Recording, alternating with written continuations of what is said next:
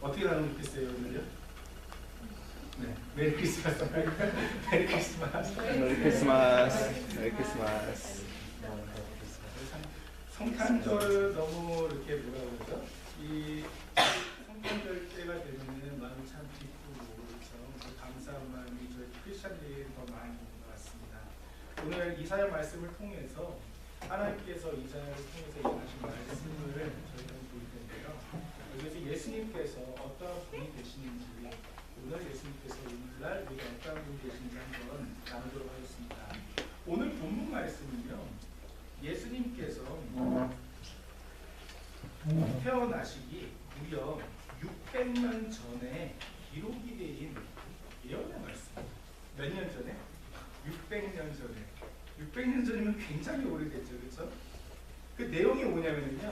우리에게 오실 예수님, 메시아 되시는 예수님께서 누구신지 그리고 오늘 우리가 그 내용이 다 성취된 것을 알고 있지만 이 이사야의 예언을 통해서 이스라엘 백성들이 오실 예수님을 기다릴 수 있도록 하나님께서 그분이 누구신지 이제 말씀하셨다는 거죠.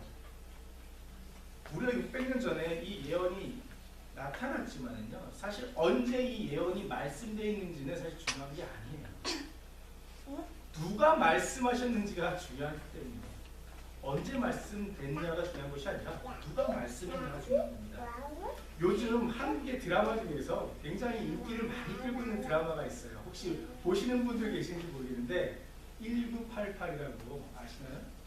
여기 보면은 그 동네 쌍문동이 이제 배경으로 나오는데 그 쌍문동에서 한 5가정 정도가 함께 이렇게 정말 이웃사촌처럼 지내는 그러한 그 이야기가 이렇게 펼쳐지는데요. 저도 좀 되게 즐겨보는 것 같아요. 그래서 시간이 없을 때 이렇게 막 줄거리 이렇게 뭐라그러죠? 뉴스로 보다면 뛰어보고 이러면서 보고 있는데 이게 몇 편 전건인지 모르겠는데 한번 이런 내용이 나왔어요.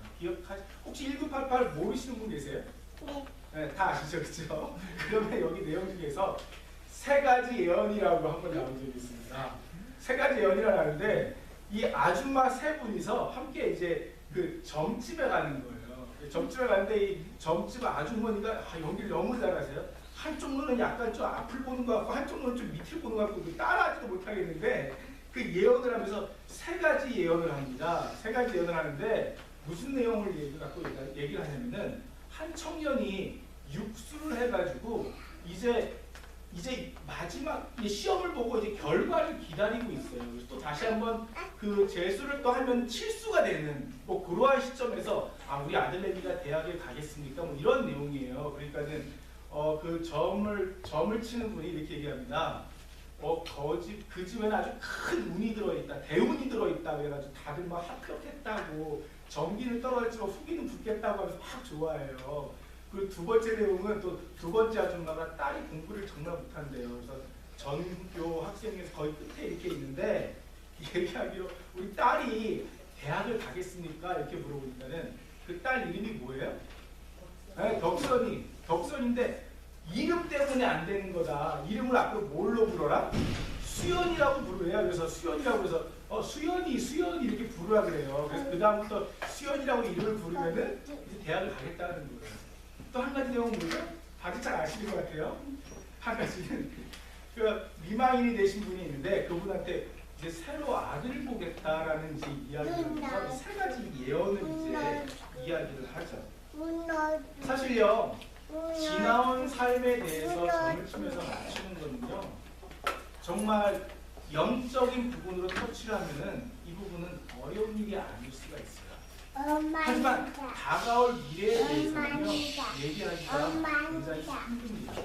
아무리 용안한 사람이 점을 본다고 하더라도요, 다가올 시간에 대해서는요, 이야기하기 힘들어요. 왠 줄 아세요? 하나님의 능력보다 더욱더 큰 것이 없기 때문에 하나님께서요, 믿는 사람을 다스리시고 믿는 사람의 시간을 통해서 하나님께서 나타나시는데 그 하나님의 능력을 우리가 감히 알 수 없는 것처럼 그 하나님의 능력을 악한 영이 바로 맞힐 수가 없는 거예요. 여러분, 이영돈 PD의 놀리고 풀다라는 유명한 시사 프로, 지금도 있는지 모르겠는데 예전에 있었어요. 거기 보면 운명편이 나옵니다. 그래서 네 가지로 사주, 궁합, 관상, 이렇게 구특과 무당 이렇게 네 가지로 나눠서 이제 일반적인 시각으로 푸는 걸 나와요. 보면은요, 이렇게 홈리스 분들을 이렇게 모셔다가 옷을 말끔하게 입혀가지고 사주라든지 뭐 이런 걸 이제 점을 보도록 하는 게 나오는데, 뭐 사주나 궁합이나 관상 이런 거는 용하다는 사람을 추려서 그 집에 가서 보시면 대부분 다 틀려요. 하지만 맨 마지막 편 국과 무당에 가면은요, 그 중에서 지나온 삶을 마치는 그 무당이 있어요. 지나온 삶을 마치는. 근데요, 장난이라 그래도요, 이러한 점이라든지 관상 궁합이라는 걸 보는 것은요, 하나님께서 기뻐하시지 않으세요. 왜 그렇죠? 우리 믿는 사람들은요, 하나님의 섭리를 믿고 하나님께 기도하면서 나가는 사람들이기 때문이에요. 점을 보는 것을 통해서요, 오히려 그 점을 보면서 악한 영이 우리에게 역사를 하면 그게 얽매이게 되죠. 그래서 그거가 괜히 맞는 것처럼 느껴지고 수요일 이렇게 부르다 보면은 대학에 들어갈 것처럼 그렇게 잘못된 믿음을 주는 것이 사실 무당이 무시했던 겁니다. 제가 대학을 다닐 때였는데요, 그 신학생들이에요. 한 4-5명이 같이 이제 밥을 먹으려고 이렇게 우르르 이제 몰려 나가가지고 좀 이렇게 식당으로 가고 있는 길이었던 것을 제가 기억을 하고 있어요. 4-5명 이렇게 나가고 있는데 갑자기 어느 날 남자분이 잠깐만 와서 자기 좀 무거운 거 들을 게 있다고 좀 도와달래요. 그래가지고 4-5명 있으니까 뭐 무거운 거 들을 수 있잖아요. 그래서 네, 그래서 그 집을 갔어요. 그 집을 갔는데 좀 느낌이 이상해요. 들어갔더니 정말 이상해요. 무슨 집이었어요? 점 보는 집이었어요. 점 보는 집. 점 보는 집 가가지고 무슨 이렇게 무거운 물건을 이제 날라드리고 이렇게 같이 이렇게 왔었는데, 뭐 우스갯소리로 뭐 신학생들이나 이제 목회자들, 선교사님들이 점집 앞을 이렇게 걸어갈 때 그 점집에 촛불이 있대요. 근데 그 걸어갈 때 보면 촛불이 휙 하고 이렇게 움직인다는 얘기가 있어요. 근데 그 무당분은 박수무당이잖아요. 남자분이죠, 그렇죠? 박수무당은 정말로 영역이 정말 뛰어나고 담력이 대단한 소리인지 모르겠는데, 신학생들을 내려서면 자기들 집에 모셔서 뭐 아니면 신학생들이 워낙 이상한 신학생이 영역이 없었는지도 모르겠지만 하여튼 그랬던 거예요. 근데 보면은요, 성경 말씀은 어떻습니까? 무당은요, 아무리 맞춘다 그래도 앞에 이들을요, 하나님의 섭리를 맞출 수가 없어요. 하지만 성경에서 예언된 이 말씀, 600년 전에 기록된 것이 아니라 몇천 년 전에 기록이 되어 있다 하더라도요, 하나님 말씀은 어떻게 된다고 성경에 기록되어 있죠? 하나라도 땅에 떨어질 것이 없다고 했어요. 1.1에도라도 우리가 가감할 수 없다고 성경에서는 말씀합니다. 이 말씀은 뭐예요? 성경 말씀은 그대로 이루어진다. 이 하나님의 말씀이 사실로서 우리에게 믿어지는 축원드립니다. 하나님의 말씀이요, 우리 삶 가운데 그대로 나타납니다. 성경에 보면요, 예수님께서 태어나시고 죽으시고 부활하신 것을 말씀하시죠? 그대로 이루어졌어요. 또 성경에서 아직 완성되지 않은 것이 무엇이 있죠? 오실 예수님, 하나님의 나라가 온전히 이루어지는 것 또한 지금 다가오는 미래인 것으로 알고, 우리가 이 말씀을 붙잡고 예수님을 또 다가올 하나님의 나라를 기대하시면서 우리가 살아야 되는 거예요. 그렇기 때문에 우리는요, 성경 말씀을 붙잡고 살기로 결단해야 됩니다. 성경 말씀에 순종하지 않으면 방법이 없어요. 왜 그렇죠? 성경 말씀이 그대로 이루어질 것이기 때문이에요.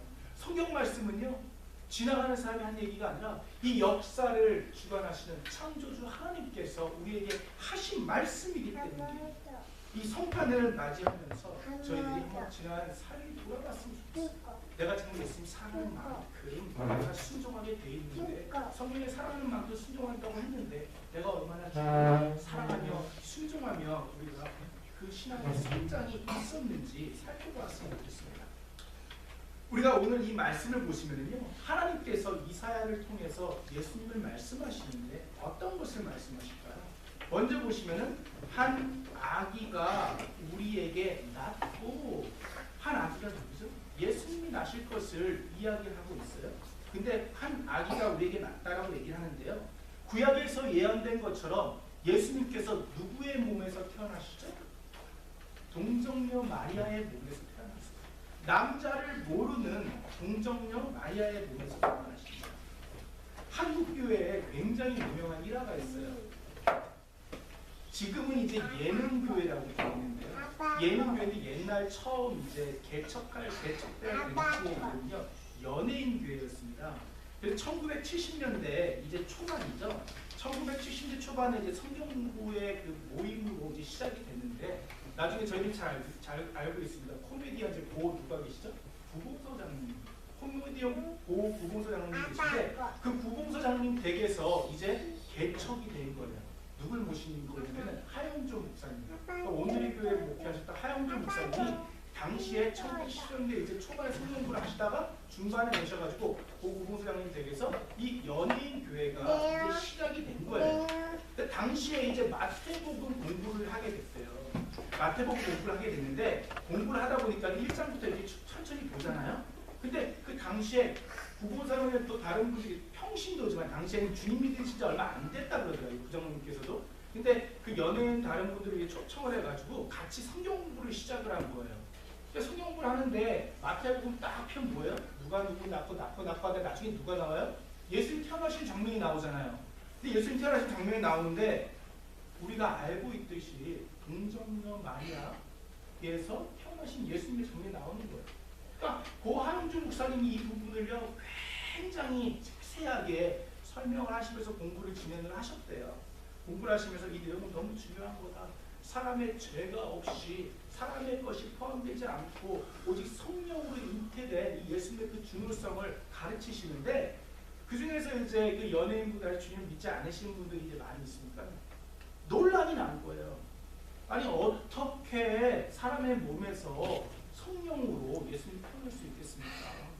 신화라고 얘기하시지 이게 어떻게 진짜라고 얘기하니까 어떻게 이해가 될까 하면서 그러니까 하영 목사님 너무 중요한 내용이니까 아닙니다. 예수님께서 꼭 인간의 몸을 빌려서 태어나셔야 될 이유가 있습니다. 하지만은 동정녀의 몸에서 태어났습니다. 이렇게 뭐라 그러죠? 그러니까 이렇게 논쟁이 이렇게 되는 거예요.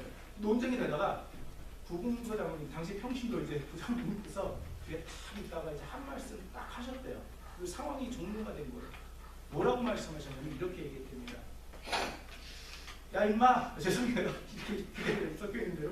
야 임마, 야 마리아 지 서방도 가만히 있는데 니들이 왜 떠들어? 이렇게 이게 무슨 얘기예요? 마리아의 신랑 요셉도 믿는데 너네들 왜 못 믿냐는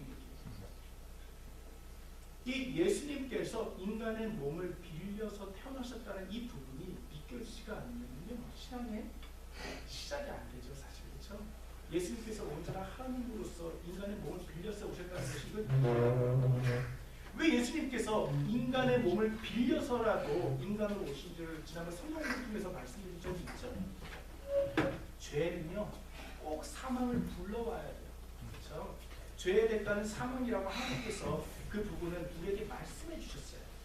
근데 하나님께서 죽으실 수가 있으신가요? 하나님의 성품이 뭐죠? 영원이에요. 하나님은 죽으실 수가 없으세요. 그래서 죽으시기 위해서는 어떻게 하셔야 되는 거예요? 인간의 몸을 갖고 태어나셔야지 우리의 이 죄에 대한 부분을요 해결하실 수가 있는 거예요. 그렇기 때문에 인간의 몸으로서 오셨다는 거예요.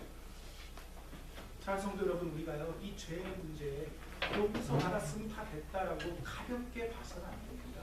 우리가 하나님께 용서받으면 되니까 인간에게 마음대로 해도 된다, 마음대로 해도 된다, 그래도 안 되는 거예요. 하나님께서 분명히 내게 나오기 전에 너의 관계에서 막힌 것이 있으면 가서 풀고 오라고 하나님께서는 말씀을 하셨어요. 근데 이렇게 아기로 오신 예수님에 대해서요 오늘 이사야는 어떠한 예언을 하냐면요 이 내용을 보시면 한 아들을 우리에게 주신 바 되었는데 그 어깨에는 정사를 메었다라고 이야기합니다. 이 내용이 뭐냐면요 예수님께서는 통치자 되신다는 거예요. 왕이 되신다는 거예요. 메시아가 왕이 메시아잖아요. 그렇죠? 예수님께서는 왕이 되신다는 거예요. 사랑하는 성도 여러분, 인간의 통치에는요 한계가 있습니다. 아무리 훌륭한 대통령이라고 하더라도 아무리 훌륭한 지도자라고 하더라도요 다 한계점이 있고 다 단점이 있고 부족한 점이 있는 거예요. 하지만 예수님은 어떠세요? 예수님은 온전한 통치자이신 줄 믿습니다. 그렇기 때문에 우리는 뭐예요? 주님의 통치를 받아야 돼요. 주님의 인도하심 우리가 받아야 되는 거예요. 근데 우리가 잊지 말아야 될 것이 무엇인 줄 아세요? 우리가 주님의 통치를 받지 못하도록 하는 누가 있다는 거죠? 우리 한 목소리 읽겠습니다. 시작. 그때 너희는 그 가운데서 행하여 이 세상 풍조를 따르고 공중의 권세 잡은 자를 따랐으니 곧 지금 불순종의 아들을 가운데서 역사하시느니라. 네.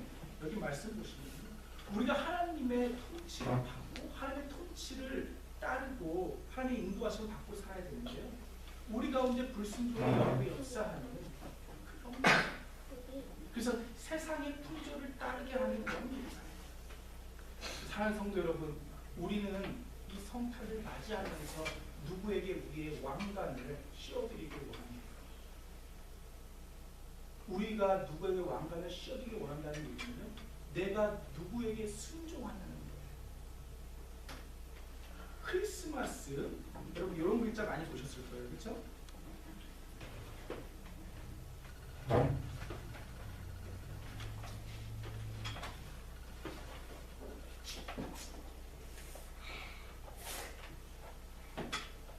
죄송합니다. 지금 잠깐 되지가 않는데 크리스마스 하면요 X 한 다음에 M A S 이렇게 X마스 해가지고 많이 글자를 보셨죠, 그렇죠? 크리스마스를요 그렇게 짧게 X 한 다음에 MAS로 이렇게 많이 사용하는데요. 이 X가 뭐죠? 크리스토스. 그리스어의 예수님 그리스도 할 때 그리스도가 크리스토스의 주인이라는 뜻이에요, 그렇죠? 그러니까 X라는 게 크라이스트를요 그릭에서 가져서 제 글자를 그냥 쓴 게 X예요. 근데 MAS가 뭐냐면요, 저희들이 그 천주교 분들은 예배 드릴 때 그 예배를 뭐라고 하죠? 미사라고 합니다. 근데 미사가 영어로 어떻게 써요? MASS, 그렇죠?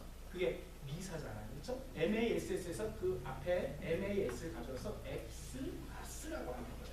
우리들이 방금 인사를 나눴습니다. 메리 크리스마스. 크리스마스가 어떠한 의미가 있는지, 예수님 태어나신 날의 그 감사가 기뻐하면서 그 날을 뭘로 지정하는 거예요? 엑스마스. 예수님을 예배하는 날이라는 뜻이에요. 크리스마스라는 것이 예수님, 이 날은 예수님께 예배하는 날입니다라고 정해놓은 것이 크리스마스고, 예배하면서 누리는 것이 기쁨과 즐거움이기 때문에 메리 크리스마스라고 우리가 그날의 인사를 나눈다는 거예요. 작년에 있었던 일인데요. 한 청년이 이제 저희가 한 청년이 집에 이제 겨울방학에 집에 갔어요. 집에 갔는데 이제 가기 전에 이제 기도 부탁을 하고 갔어요. 무슨 기도 부탁을 했냐면 자기가 집에 가서 부모님께 좀 말씀을 드릴 게 있다는 거예요. 그래서 무슨 얘기인데 얘기를 좀 나눴는데 이 내용이었어요. 그 예수님을 만나고 나니까 너무 뭐예요? 예수님 귀하잖아요. 예수님 귀하면 무슨 날도 귀한 거예요? 성탄절이 얼마나 귀해요. 그쵸? 예수님 만나고 나니까 성탄절이 귀하잖아요. 그래서 성탄절에 이제 가가지고 이제 예배를 드리려고 하는데 보니까는 이제 부모님들께서 이 성탄절에 다 뭐를 세팅해 놓은 거예요. 우리 청년들 보면 많이 그래요. 그렇죠? 청년들 보면은 여름방학이나 뭐 겨울방학 딱 가면은 이렇게 보면은 가족들끼리 같이 시간 보내는 게 워낙 적기 때문에 그날에 뭐를 좀 많이 해나요? 여행을 많이, 가족여행을 스케줄을 많이 잡으시더라고요. 부모님 어르신들께서. 근데 이 청년이 이렇게 자기가 얘기를 꼭 하고 싶은 게 뭐냐면은 온 가족이 같이 예배를 드리고 이렇게 여행을 떠나는 걸 좀 말씀을 드리고 싶다는 거예요. 그래서 같이 기도 부탁으로 갔어요. 얼마나 마음이 귀해요. 나중에 이야기를 들어보니까 이 친구 부모님들도 정말 대단하세요. 이게 다 예약을 해놓고 그랬는데 이 아들이 와가지고 부모님한테 엄마 아빠 내 예수님 만나고 보니까 성탄절 얼마나 귀한지 이날 같이 온 가족이 함께 하나님께 예배드렸으면 좋겠다. 그 예배드리고 떠났으면 좋겠다고 정중히 말씀을 드리니까 이 부모님들이 그것을 받아들여 주신 거예요. 그리고 나서 어떻게 온 가족이 예배를 드리고 이날 예배를 드리고 함께 여행을 떠났다고 저에게 이제 나중에 알려주더라고요. 잘 성도 여러분, 이 크리스마스 우리에게 왜 귀한 일이죠? 왜 귀한 날이 오게 되죠? 우리 구주 되시는 주님께서 오셨기 때문에 그날에 예배 드릴 수 있기 때문에 이날 귀한 날이에요. 미국이라는 나라가 정말 하나님의 주시기 복 가운데서 많이 성장했다는 걸 우리가 알고 있는데 가면 갈수록 우리가 크리스마스 때 인사를 어떻게 해요? 해피한 일이 그렇죠? 인사가 좀 변해요. 올해 제가 메리 크리스마스라는 단어를 우리 성도님들 말고 메리 크리스마스를 밖에서 들었던 걸 생각해보면 딱 두 군데에서 들었어요. 여러분들 몇 군데에서 메리 크리스마스라는 인사를 들으셨어요? 이제 가면 갈수록 메리 크리스마스라는 인사를 저희들이 듣기에 참 힘든 세상에서 살고 있습니다. 우리의 왕관, 우리의 왕관을 누구에게 돌려드리기 원하십니까?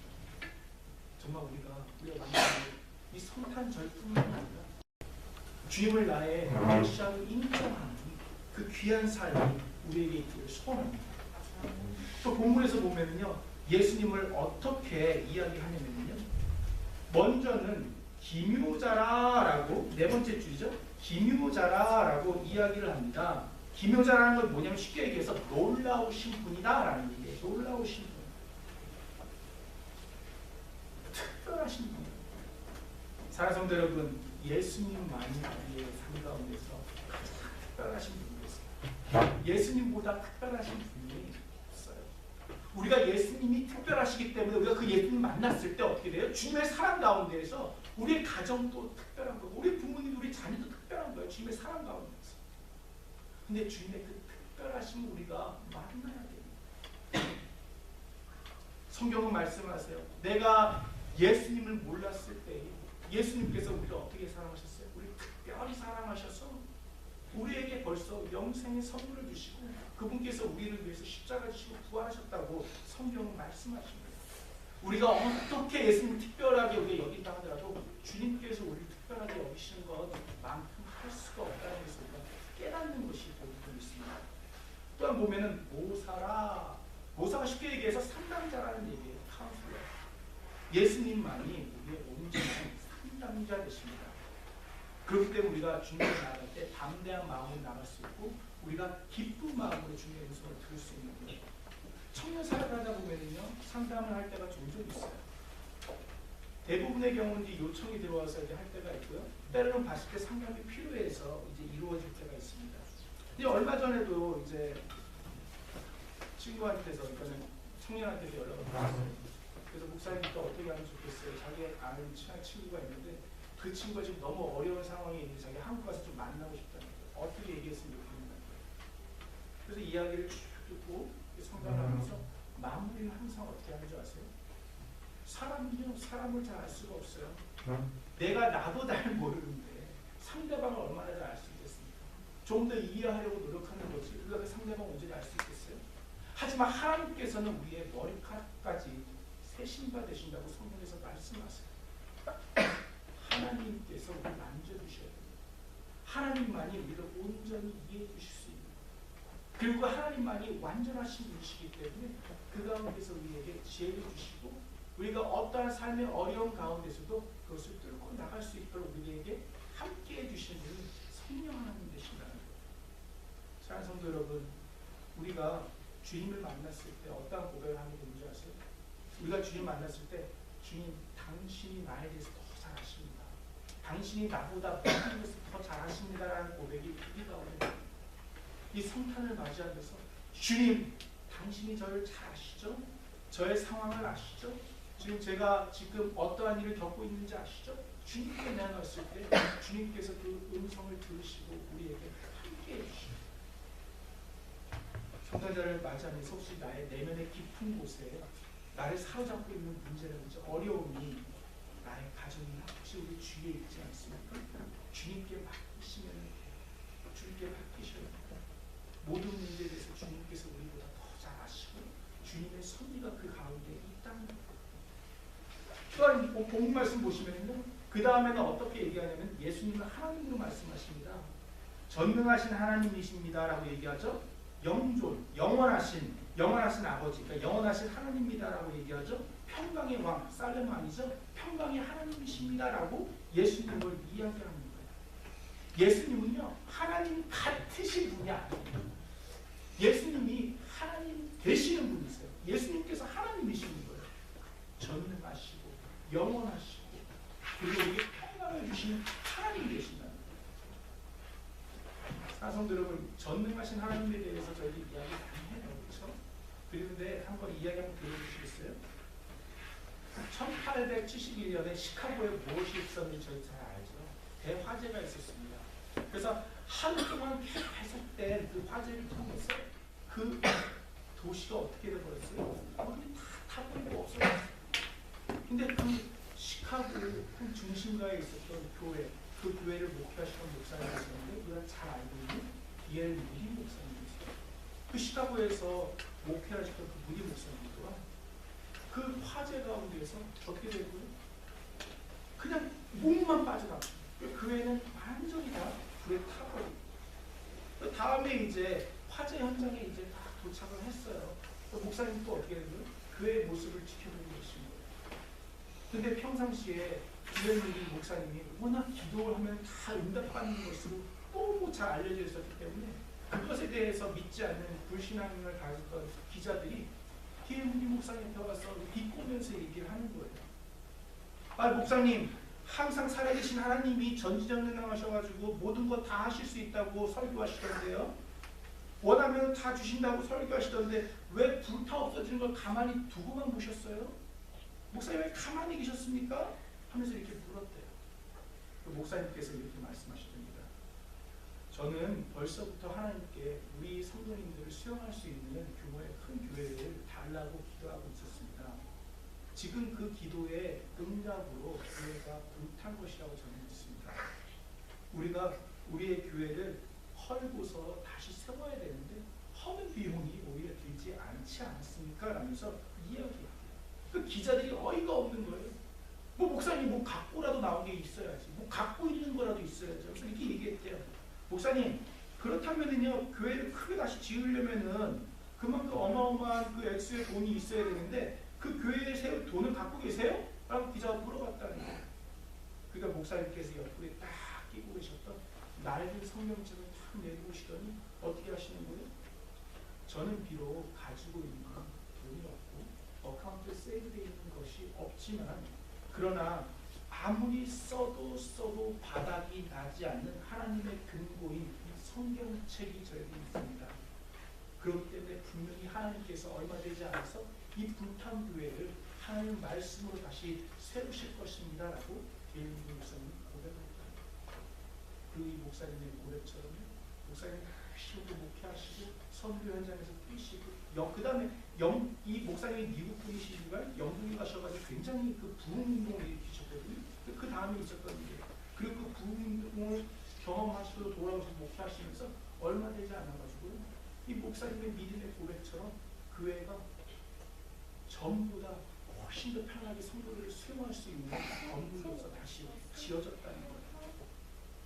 사랑하는 성도 여러분, 전능하신 하나님께서 어떻게 움직이는 줄 아세요?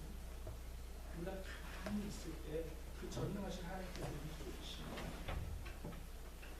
너희는 가만히 있어서 내가 하나님의 알자라 그렇게 말씀하실 당시에도 하나님의 사람들이 움직였다는 것을 성경 말씀을 통해서 잘 알고 있습니다. 예수전도단이라는 성교단체가 있죠. 근데 이 한국에 계신 예수전도단을 담당하신 한 목사님 한 분이 강의를 하시는데 이런 내용을 말씀하시더라고요. 하나님의 움직임에 대해서 이렇게 말씀하셨어요. 하나님의 움직이심은 곱하기와 같습니다. 라고 말씀하셨어요. 무슨 말씀이실까 아시죠? 하나님이 수백의 능력을 갖고 수천의 능력을 갖고 수만의 능력을 갖고 수억의 능력을 갖고 계신다 하더라도 우리가 가만히 있으면 곱하기 뭐가 되는 거예요? 제로가 되면 어떻게 돼요? 제로가 되는 거예요. 하지만 우리가 하나님의 전지전능하심을 믿고 우리가 1만 되더라도 어떻게 되는 거예요? 하나님의 능력이 나타나요. 그것이 하나님의 전지전능하시다는 거죠. 사랑하는 성도 여러분, 전능하신 하나님께서는 우리의 삶을 통해서 하나님의 전능하심을 나타내시기를 원하시는 분 있습니다. 우리 성도님의 삶과 가정과 그 직장을 통해서 하나님의 전능하심을 나타내시기를 원하시는 분이 하나님이십니다. 인간의 이상을 뛰어넘어서 마리아와 요셉을 순종의 행동으로 그들의 믿음을 옮겼을 때 하나님께서 그것을 받으시고 오늘날 우리에게 한 아기가 나신 것을 베풀어 주듯이 우리 성탄을 맞이하면서 전능하신 하나님의 역사하시는 우리 성도님들과 성도님의 삶, 가정을 통해서 순종함으로써 온전히 나타나시기를 주의 이름으로 축원드립니다. 사랑하는 여러분, 성탄절 예배드릴 수 있다는 것이 얼마나 감사한 것입니까? 오늘 하루 정말 이 주님께서 우리 베풀어 주신 아기 예수 태어나신 이 주님을 묵상하시면서 하나님께서 베풀어 주신 정말 메리 기쁨이 충만하기를 주의 이름으로 축원드립니다.